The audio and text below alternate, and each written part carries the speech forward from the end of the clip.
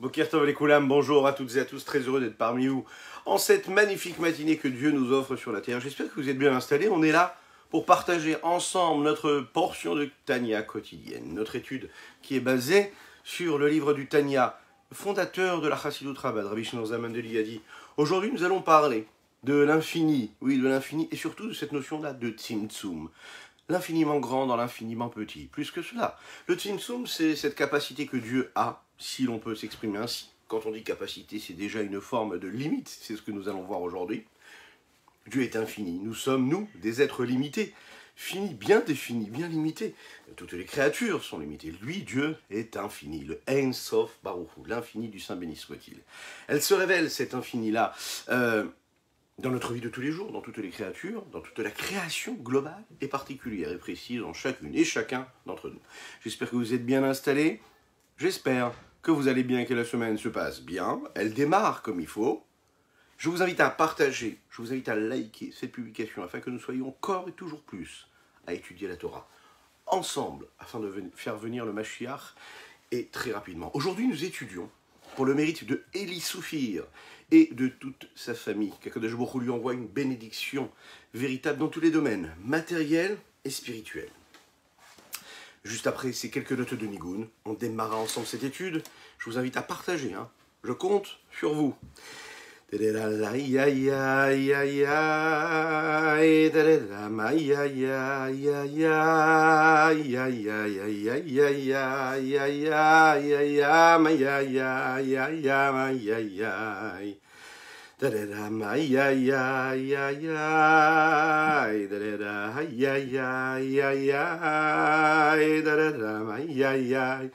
Ay da da da da da da da ma ya da da da ya da da da ya ay ya ma ya da da da ya ay da da da ma ya ma ya da da da ya ma ya ma ya da da da ma ya ma ya da da da ya ma ya da da da ma ya ay da da da da ay ay ay ay ay da da da ay da da da ay ma ya da da da da da da da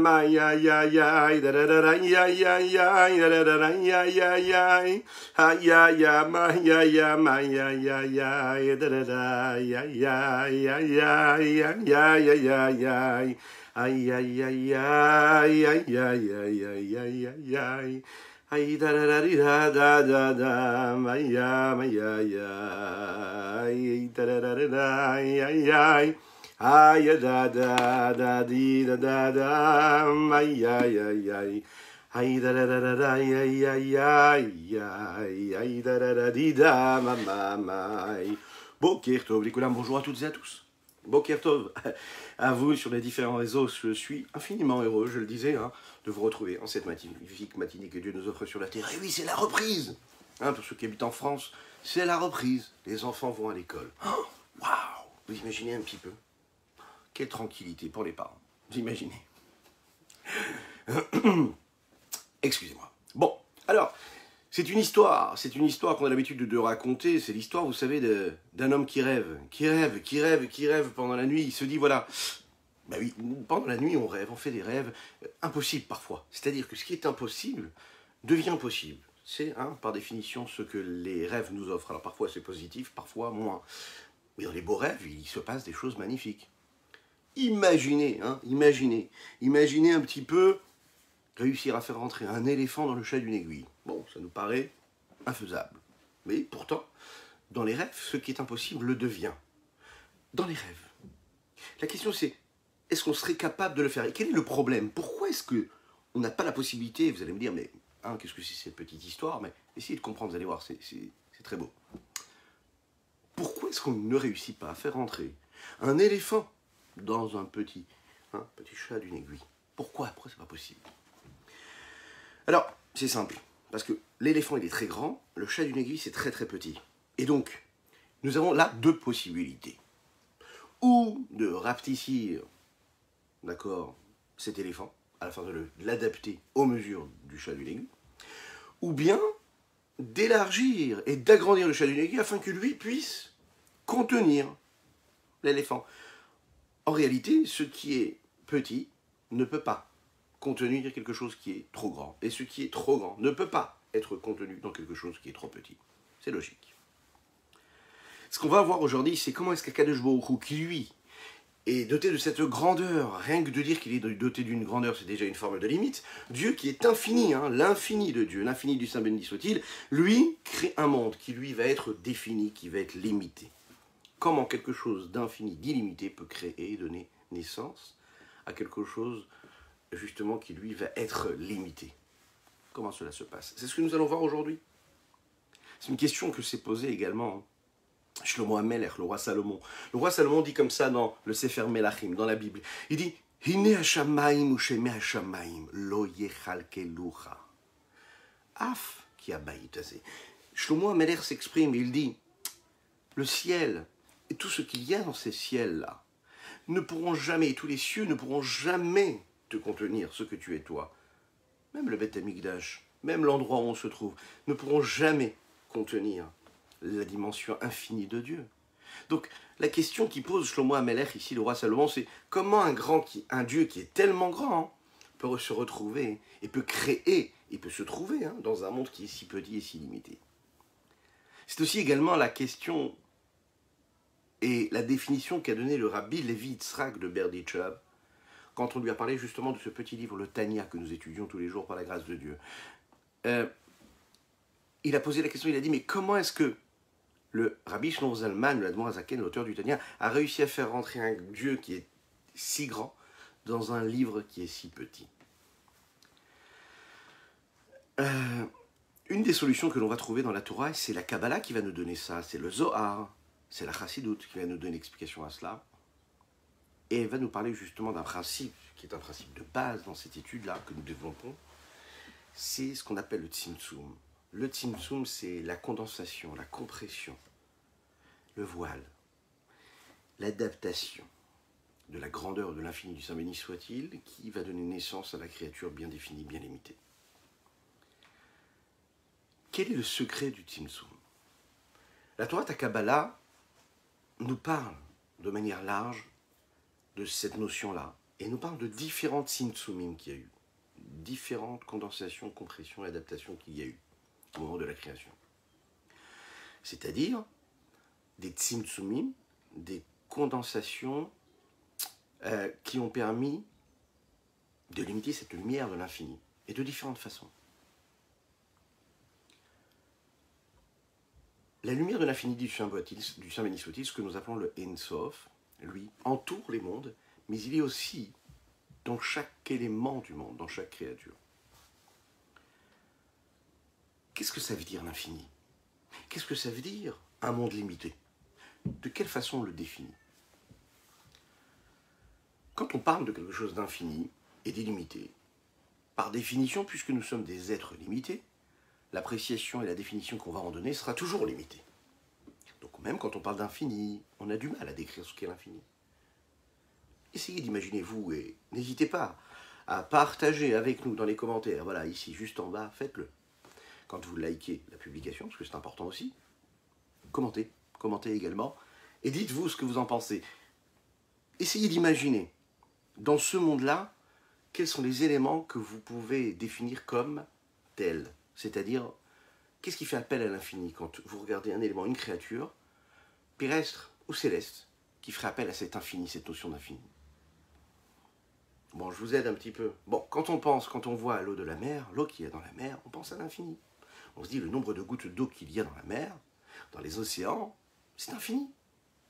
Mais pourtant, ça n'est pas infini.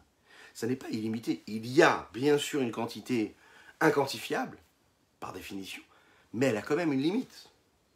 Que nous ne soyons pas en mesure, nous, de mesurer cela, c'est autre chose. Le nombre de grains de sable qu'il y a au bord des mers, qu'il y a sur Terre, est-ce que c'est quantifiable? Bien sûr que c'est quantifiable. Ah, est-ce que c'est difficilement quantifiable? Oui, parce que par définition, ça nous demande une délimitation, ça nous demande un calcul, et par définition, le calcul, c'est des limites. Est-ce qu'on est capable de trouver? Non. On a l'habitude de le dire de cette façon-là, on se dit, oui, l'eau qu'il y a dans la mer, c'est infini. Et non, c'est fini, il y a un moment où ça s'arrête, qu'on le veuille ou non. Le nombre de grains de sable, ça nous paraît infini et illimité, mais il y a quand même un nombre calculé de grains de sable sur Terre. Alors la vie ne suffirait pas pour les compter, mais il y a quand même une limite. Si on va un petit peu plus loin, on va réfléchir. Dans les mathématiques, vous savez, il y a aussi cette notion-là d'infini dans les mathématiques. C'est-à-dire qu'on arrive à se dire, voilà, là on touche à l'infini au niveau du calcul des chiffres. Mais c'est faux, parce qu'en réalité, il y a quand même une limite dans ces chiffres-là, même s'ils s'éloignent de notre réalité à nous. Prenez par exemple une station nucléaire. Il y a aussi une façon de parler, de dire, il y a une énergie atomique infinie. Peut-être. Mais il y a quand même une limite à cette énergie-là, à un moment. Donc en fait, quand on dit Ein Sof, quand on dit infini, nous, dans le sens humain du terme, ce serait plus l'inquantifiable. On a du mal à le quantifier. Mais est-ce que ça veut dire que c'est infini? Non. Enfin, en tout cas, dans nos yeux à nous, c'est-à-dire qu'on n'est pas capable de le définir. Quand on parle d'infini, c'est quand on parle de quelque chose de trop grand pour nous, qu'on n'arrive pas à limiter ou à délimiter, alors on dit c'est infini. En réalité, quand on veut dire qu'une chose est infinie, c'est comme si qu'on voulait parler d'une chose qu'on n'arrive pas à définir. Et comme on n'arrive pas à la définir et à la quantifier ou à lui donner une qualité bien définie, alors qu'est-ce qu'on fait? On dit « Ah, c'est infini ». Lorsqu'on parle par exemple des étoiles qu'il y a dans les cieux, est-ce que c'est un chiffre qui est bien défini et limité? En effet, c'est limité. Ce n'est pas du tout un chiffre illimité, c'est limité. Alors bien sûr, qui est capable de savoir combien d'étoiles il y a dans le ciel? C'est très compliqué de le savoir. Est-ce qu'il y a une puissance atomique qui, elle, est infinie a priori à nos yeux? Oui, on peut encore une fois générer de l'énergie, mais cet uranium-là que l'on va créer est en fait limité.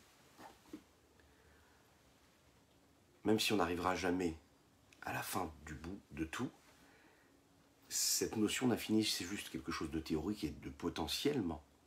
Mais concrètement, chaque chiffre, aussi grand qu'il puisse être, est limité. L'Echaim. Lorsque nous parlons en réalité de l'infini, de l'Ein Sof pour Akadosh Baruch Hu, à ce moment-là, on parle vraiment d'infini. Et c'est ça qu'il faut bien comprendre ici. Pourquoi est-ce qu'il est infini? Il est infini parce que dans l'espace et dans le temps. Dans l'espace, déjà, la lumière divine se trouve dans chaque endroit. Et dans chaque endroit, il y a la même puissance de lumière de Dieu, partout. Et cette puissance de lumière-là, elle n'éclaire pas partout de la même manière, par rapport à notre vision à nous, par rapport à notre perception, mais elle, cette lumière-là, elle est partout. On ne peut pas dire que Dieu éclaire un petit peu plus là et un peu moins là. Non, c'est la perception de l'endroit qui sera différente. Il y a une altération. Il y a une altération qui vient à ce moment-là précisément du regard de la créature, de l'homme. Mais il n'y a pas de notion proche ou de notion lointaine. Ça c'est dans l'espace, mais dans le temps c'est également cela. La lumière divine se trouve et présente dans le passé, présent et dans le futur. Elle est éternelle. La lumière divine ne vieillit pas, elle ne s'altère pas, elle ne s'affaiblit pas avec les années. Elle ne se trouve pas à un temps précis, avec une force particulière, et à un temps différent, avec une force particulièrement différente. Non, c'est partout pareil, c'est tout le temps pareil. Ah, dans notre histoire, on a remarqué qu'on s'est dit, mais là on a l'impression que Dieu n'est moins présent. C'est faux. Il y a un voile qui s'installe partout, parfois. Et ce voile va être un peu plus opaque par rapport au regard des hommes. Mais Dieu, c'est le même Dieu. L'intensité de lumière, c'est la même intensité de lumière. Nous le disons tous les jours dans la Tefila. Hachem Melech, Hachem Malach, Hachem Imloch Leolam Ben. Hachem Melech, ça veut dire Dieu est roi maintenant, au temps présent. Hachem Malach, c'est au passé. Hachem Imloch, c'est Hachem qui continuera à être roi. C'est le même roi que nos parents ont eu, nos grands-parents, nos arrière-grands-parents, nos ancêtres ont eu. C'est le même roi, c'est le même Dieu qui était là-bas, qui est là maintenant, qui sera encore là demain. C'est le même. Au-delà de l'espace et au-delà du temps, nous l'avons vu. Mais aussi, par rapport à la définition qu'on est capable d'en donner, à la lumière de Dieu, il n'y a pas de définition qui est capable de compresser, de condenser, par exemple, de lui donner une couleur, de lui donner une saveur, de lui donner une impression. On n'est pas capable de dire qu'il serait plutôt bleu et plutôt jaune. On ne peut pas, par exemple, dire qu'il a cette qualité particulière et pas cette qualité particulière. On ne pourrait pas dire que, par exemple, Dieu, il est plus intellectuel que sentimental, qu'il est plus émotionnel qu'avec une froideur d'esprit. Non, ça n'existe pas, cela. Dieu n'est pas plus intellectuel que sentimental, il n'est pas plus sentimental et émotionnel qu'intellectuel. En fait, en effet, nous n'avons pas de capacité de définition. De le décrire, c'est compliqué de décrire Dieu. Regardez ce que le Admorazaka nous dit ici dans les mots. Dans ce début de chapitre 48, lorsque l'on va réfléchir, intellectualiser cette idée-là, à savoir comprendre la grandeur d'Akadosh Baruch Hu, de l'infini du Saint béni soit-il. Kikishemo ken ou, il est comme son nom. Ça veut dire que tel que nous le définissons, comment est-ce qu'on décrit Dieu? On dit Akadosh Baruch Hu, Dieu Akadosh Baruch Hu, le Saint béni soit-il. Par définition, quand on dit Akadosh Baruch Hu et qu'on l'appelle comme un élément, et qu'on le définit comme Ein Sof, comme quelque chose de délimité, c'est réellement ça. Ein Sof ve'ein ketz ve'tachlit klal. Il n'y a pas de fin, il n'y a pas de limite, il n'y a pas de but à atteindre, et qui ne serait pas suivi d'autre chose derrière ce but-là. Il n'y a pas de limite, les or ve'chayut amit vachet mimenu itbarer. Il n'y a pas de limite à cette lumière et à cette vitalité qui se répand et qui provient de Dieu. Biretsono apashut ou meyuchad, à sa volonté qui est unique. Qu'est-ce que ça veut dire, cette volonté qui est unique? C'est une volonté qui est simplifiée. Qu'est-ce que ça veut dire simplifiée? Dans le sens où il y a juste une volonté. Rien à côté, rien avec. Pas besoin d'être accompagné, pas besoin d'avoir d'adjectif. Rien. Juste ce qu'il est, juste sa volonté, juste l'infini. Le fait de dire que c'est juste l'infini, c'est déjà une forme de limitation que nous on fait. Ça veut dire que sa volonté et sa façon à lui de se révéler, de se dévoiler à nous, est en unicité totale avec ce qu'il est lui, à savoir Bemauto, Veatzmuto Idbarech Betachlit Eichud, dans son essence et dans son qu'il est réellement lui. Alors, qu'est-ce que c'est l'infini? Il y a un jour, deux grands chassidim, deux grands élèves, qui se sont rencontrés. Et il y en a un qui a demandé à l'autre, il lui a dit, dis-moi, est-ce que tu es capable de définir pour toi ce qu'est Dieu? Alors, il lui a répondu, bien qu'il étudiait énormément, qu'il avait énormément de connaissances, de Kabbalah, de Chassidut, il dit, mais c'est compliqué de dire qu'est-ce que c'est Akadosh Baruch Hu. Akadosh Baruch Hu, c'est compliqué. On ne peut pas dire ce que c'est Dieu. Dieu, c'est tout. Oui, mais si tu avais la possibilité de le définir, comment est-ce que tu pourrais le définir? Et là, il se dit, je n'y arrive pas. On parle de l'infini. Hein, Dieu est infini, donc j'arrive pas. Et l'autre insiste et lui dit, mais essaye, tu as quand même une capacité de compréhension, donc tu as une capacité d'analyse et aussi d'explication. Tu as étudié beaucoup. Et donc, son ami a fermé les yeux et a commencé à réfléchir et a ouvert la bouche pour commencer à parler et essayer d'expliquer. Et il a dit, l'infini, c'est... Et il a voulu commencer à parler, l'autre il a arrêté, il lui a dit, mais par définition, tu ne peux pas définir l'infini, puisque toi, tu es fini, tu es limité. Comment on peut parler d'infini puisque nous sommes, nous, limités? Autrement dit, il y a la cause, il y a l'effet. L'effet, lui, ne peut pas dépasser la cause. Il dépend de la cause. Il ne peut pas, lui, s'il dépend de cette cause-là, le dépasser. C'est-à-dire que pour pouvoir expliquer quelque chose qui nous dépasse, il faut qu'on puisse, nous, être plus élevés que ce qui nous dépasse. Et puisque cela nous dépasse, on ne peut pas le quantifier, et on ne peut pas même lui donner une qualité particulière. notre monde à nous, est-ce qu'il est aussi infini, comme Dieu l'est, ou est-ce qu'il est aussi limité que nous sommes limités? Nous l'avons dit, Dieu, lui, ne vieillit pas. Les années ne s'inscrivent pas en lui. L'homme, lui, est limité parce que l'homme, on le sait, l'homme, il grandit, il évolue. Il ne se lève pas le matin comme il sera le reste du temps dans sa journée. Il y a une altération du temps et de l'espace. Il y a une évolution. Imaginez un petit peu si le monde, lui, était infini, réellement. C'est-à-dire que vraiment illimité. Est-ce que ce serait possible? Alors oui, nous, on a du mal à le percevoir parce que nous sommes donc des êtres limités. Mais si on essaye de réfléchir, de prendre des exemples de ce qui se passerait dans le monde. Un monde sans fin. Un monde sans limite, un monde sans but précis, ce serait un monde où il n'y aurait pas de mort, il n'y aurait pas l'inverse de la vie. On vivrait éternellement. Chaque créature vivrait éternellement. Il n'y aurait pas de fatigue. Ah, vous savez, cette fatigue qui fait qu'on va dormir le soir. Cette fatigue qui nous empêche parfois de nous lever le matin. Eh bien, cette fatigue n'existerait plus puisqu'on serait éternel. Qu'est-ce qui fait qu'un homme est fatigué? C'est que l'énergie qu'il a, à un moment, perd de son intensité, de sa force, et qu'il perd cette énergie, donc il est fatigué. Donc c'est une forme de limite. Ok. Imaginez si on se levait le matin avec la pêche, et puis on aurait la pêche tout le temps. La force, la vitalité, le courage, l'envie, le zèle, tout. Si on avait de l'énergie, si on avait des forces infinies. Si on serait doté de batteries, vous savez, qui ne se vident jamais. Si on avait une sagesse infinie, si nos capacités intellectuelles ne s'arrêtaient pas, si on ne se sentait jamais éloigné de la compréhension, si on se sentait toujours avec les pleins pouvoirs.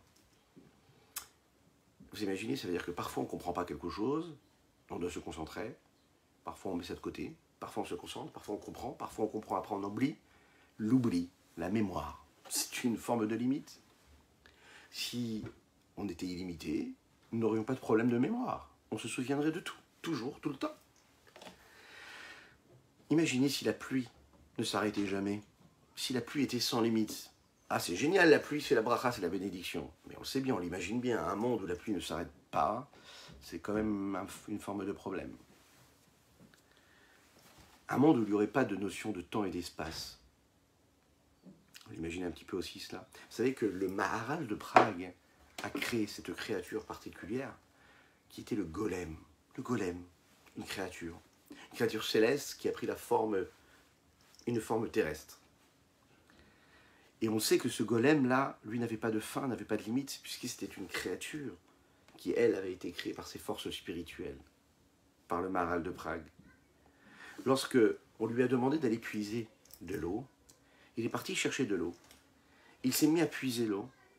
Il a puisé cette eau encore et encore, encore et encore, jusqu'à ce que tout l'espace qui était autour de lui a été complètement submergé de l'eau. Il ne s'est pas du tout arrêté. Par définition, puisque cette créature-là avait été créée par un homme, mais avec des forces spirituelles qui, elles, sont infinies, il ne pouvait plus s'arrêter. Donc peut-être qu'il allait puiser l'eau, mais il ne s'arrêtait pas de le puiser, cette eau-là. On voit que la réalité, elle n'est pas comme ça. On voit que le monde dans lequel nous vivons est limité. C'est-à-dire qu'un homme a une capacité d'énergie, un homme, il a un temps de vie sur cette terre-là, un homme, il a une force, quand il se lève, et plus il avance dans sa journée, et plus sa force s'amoindrit, il perd son énergie. On sait aussi qu'un homme, quand il va dormir le soir, il se régénère d'énergie. Il se revitalise. On sait aussi qu'un homme se régénère aussi de ses forces, de son énergie, mais aussi qu'au bout de quelques années, il perd cette énergie. On perd l'énergie avec les années qui arrivent. On se fatigue. Un homme qui grandit, un homme qui évolue, qui vieillit, a moins de force qu'il avait quand il était plus jeune. Donc ça veut dire que quelque part, la limite existe. Et ce n'est pas seulement chez l'homme, c'est aussi ce qui se passe chez chaque créature. L'homme, par exemple, qui se lève le matin, a besoin d'aller manger un petit peu pour avoir de l'énergie. D'accord? Il a besoin de manger sainement. Il a besoin de faire une activité physique. C'est-à-dire que son corps a des besoins. Et ces besoins-là sont quantifiés aussi. Et aussi ont une qualité particulière. Il faut qu'il mange sainement, et pas n'importe quoi, donc il est limité. Un homme a des qualités. il a des vertus, il a des traits de caractère, il a besoin de jauger, de limiter, de mesurer ce qu'il fait dans la vie. Il a toujours besoin de mettre des limites partout. Il y a ce qui est proche, il y a ce qui est plus loin. Et aussi, nous le voyons, il y a l'altération du temps, il y a le passé, il y a le présent, il y a le futur. Il y a l'endroit, l'espace dans lequel on se trouve. On est dans un endroit qui est limité, dans une pièce. Ça peut être un palais, ça peut être un royaume, ça peut être un château, ça peut être une petite pièce, peu importe. Mais ça reste toujours des limites. Ça reste des limites, et ces limites-là vont nous permettre, par exemple, dans un temps, quand il fait froid, eh ben, d'être dans un endroit qui va nous protéger du froid. Quand il fait chaud, un endroit qui nous protégera de la chaleur. Les meubles qui nous entourent, les objets qui nous entourent sont aussi limités. Ils ont une durée de vie, même si parfois ça peut être une durée de vie qui est quand même grande, quand même limitée. Qu'on le veuille ou non, c'est comme ça que cela se passe. Ces objets-là qui nous entourent ont aussi une qualité bien définie et particulière, chacune et chacun. C'est intéressant de voir qu'en réalité, ce n'est pas seulement le monde qui est limité. Mais pas seulement ce monde-là, mais aussi ce qu'on appelle le monde futur. Quand on parle du monde des anges, ben le monde des anges aussi est limité. Les anges sont quantifiables, ils sont même qualifiables, ils sont limités, ils ont chacun leur mission. Alors, c'est au-delà de l'espace et du temps que nous connaissons, mais chacun a sa mission, chacun son espace. Ça n'est pas la limite que nous connaissons, mais c'est une forme de limite. Chaque ange, chaque âme, aussi spirituelle qu'elle puisse être, aussi raffinée qu'elle puisse être, a une capacité qui est limitée. Un ange ne peut pas saisir l'infini du Saint béni soit-il. Lui aussi est limité. On peut le voir également dans ce qui est dit dans le Talmud. Vous savez, quand Akadosh Baruch Hu, quand Dieu a voulu créer le monde, on sait que les anges se sont révoltés. Ils ont dit, mais pourquoi est-ce que tu veux créer le monde? Pourquoi est-ce que tu veux créer des hommes dans ce monde-là? Est-ce qu'on ne te suffit pas, nous? Nous qui sommes des êtres raffinés, spirituels. Pourquoi est-ce que tu as besoin de créer le monde, un monde matériel grossier, avec des tentations, avec l'infini, de l'impureté aussi qui s'installera? Pourquoi? La Gemara Sanhedrin, le Talmud nous dit comme ça, qu'Akadosh Baruch Hu a levé son petit doigt et il les a brûlés. Qu'est-ce que cela veut dire? Nos sages nous expliquent qu'en fait, même les anges spirituels supérieurs ne pouvaient pas supporter la lumière qui les dépassait, et que le petit doigt, si on peut s'exprimer ainsi de Dieu, les a ramenés à leurs conditions, à savoir à leurs limites. Le fait même de définir ce qu'est le monde, chaque monde, déjà c'est une forme de limite qu'on est capable de lui donner. Quand on dit Olam, Olam ça veut dire E'elem, le monde qui vient du voile, de ce qui se cache. Le monde nous cache quelque chose. Les limites du monde nous cachent l'infini du Saint béni soit-il. Mais il n'en reste pas moins ici des limites. Il y a des limites. Il y a un domaine particulier, un domaine spirituel et un domaine corporel, un domaine matériel, un domaine parfois cérébral ou sentimental, mais un domaine qui est limité. Une personne qui, humainement, étant dans une réflexion intellectuelle, elle se sent parfois limitée. Même si elle va pousser petit à petit, elle va faire grandir ses capacités intellectuelles, elle dépend quand même de limites. Et quand elle réussit à franchir un cap, à franchir un palier, à monter, à évoluer intellectuellement, elle ouvre des portes qui lui permettent de dévoiler et de développer des capacités nouvelles, mais ça n'en reste pas moins des capacités limitées. Une personne qui a des émotions, c'est un petit peu comme une personne par exemple qui ressent quelque chose de trop fort, qui le brûle en lui. On a cette sensation de ne plus supporter ce qu'on est en train de vivre émotionnellement. Une personne qui a la colère qui rentre en elle. Alors qu'est-ce qu'on lui conseille? Qu'est-ce qu'on lui conseille? On lui conseille d'ouvrir la porte, de prendre un bol d'air frais, ou d'aller se servir un verre d'eau, et puis de se calmer. Pourquoi? Parce que quand on ne peut plus supporter, quand on sent qu'il y a les limites, quand on n'a plus les capacités pour intégrer, pour assumer ce qu'on ressent, c'est-à-dire qu'on arrive à nos limites. Hein? Et donc qu'est-ce qu'on fait? Eh bien, on sort de ces limites-là. On n'essaye pas du tout de se contenir. Enfin, bien sûr qu'on essaie de se contenir, mais on va utiliser des moyens qui sont extérieurs et donc qui vont un petit peu slalomer avec nos limites. Parce qu'on est limité. L'Echaim. Le Admorazaken ici le dit dans les mots. Les mondes supérieurs, les âmes, les anges, eux aussi ont un espace. Et ils ne prennent pas de place chez Dieu. Même s'ils ont une capacité de réception et d'assimilation beaucoup plus grande, beaucoup plus subtile et raffinée que nous avons en nous et dans le monde dans lequel nous vivons. Regardez dans les mots. Et si l'enchaînement de tous les différents mondes, qui provient depuis la lumière de l'infini, dit Saint béni soit-il, qui va donner naissance à tous les mondes, et que entre chaque monde qui a été créé, il n'y aurait pas cette notion-là de tzimtzum, de condensation, de compression, d'adaptation. Rak keseder madrigot, mi madrigal et madriga bederch il avait aloul. S'il n'y avait eu que, en fait, un ordre de différents mondes, de niveau en niveau, un ordre qui serait là comme un de cause à effet, qui serait créé, un enchaînement, et sans qu'il y ait à chaque fois un palier et une étape de tzimtzum, de compression, une étape de condensation et d'adaptation, de contraction.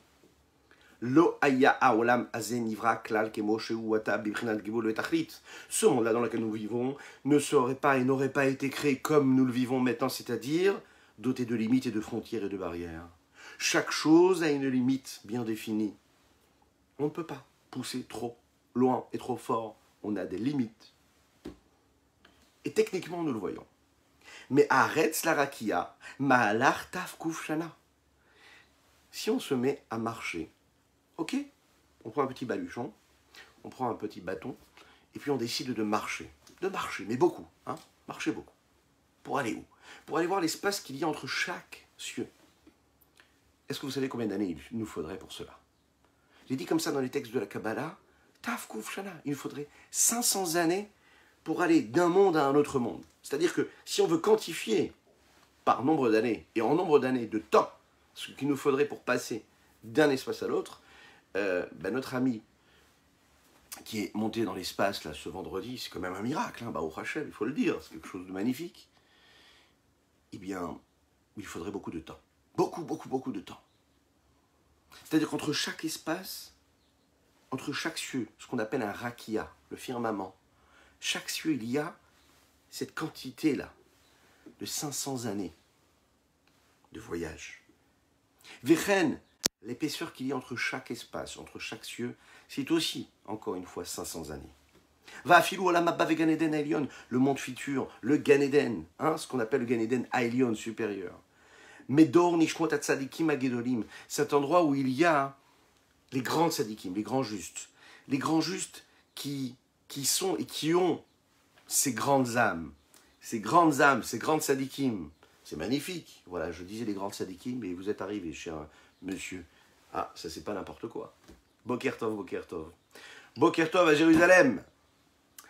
Alors, si on regarde ce qui se passe dans le Gan Eden Elyon, il y a aussi cet endroit-là où les grands, nous disions, ces grandes neshamot, les neshamot des tzadikim, qui eux, ne sont pas contraints par tout ce que le monde nous offre, nous impose. Les tzadikim, eux, ils sont dans un monde limité, mais ils sont quand même dans ce monde-là qui les dépasse, enfin qui nous dépasse, mais ils ne sont pas limités par ce qui se passe dans le monde. Mais